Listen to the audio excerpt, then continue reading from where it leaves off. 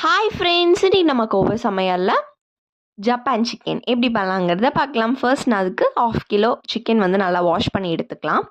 அதில் வந்து ஒரு கப் அளவுக்கு வந்து மைதா சேர்த்துக்கங்க, 2 ஸ்பூன் அளவுக்கு கார்ன்ஃப்ளவர், 2 ஸ்பூன் அளவுக்கு அரிசி மாவு சேர்த்துட்டு இப்போ 1 ஸ்பூன் அளவுக்கு பெப்பர் சேர்த்துக்கலாம்.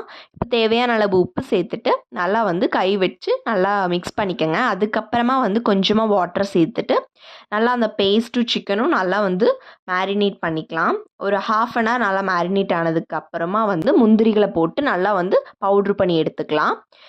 இப்போது எண்ணெயை வந்து சூடு பண்ணிவிட்டு நம்ம மேரினேட் பண்ணி வச்சுருக்கக்கூடிய சிக்கன்ஸ்லாம் வந்து உள்ளே போட்டு நல்லா வந்து ஃப்ரை பண்ணி எடுத்துக்கலாம். கலர் மாறினதுக்கப்புறம் வந்து எடுத்துக்கங்க, நல்லா கிறிஸ்பியாக இருக்கும். இப்போ வந்து அளவாக நான் வந்து பட்டர் வந்து சேர்த்துக்கிறேன். இந்த வீடியோவோட ஃபுல் லிங்க் வந்து கேப்ஷன் மேலே பின் பண்ணியிருக்கேன், மறக்காமல் கிளிக் பண்ணி பாருங்கள் ஃபுல் வீடியோ.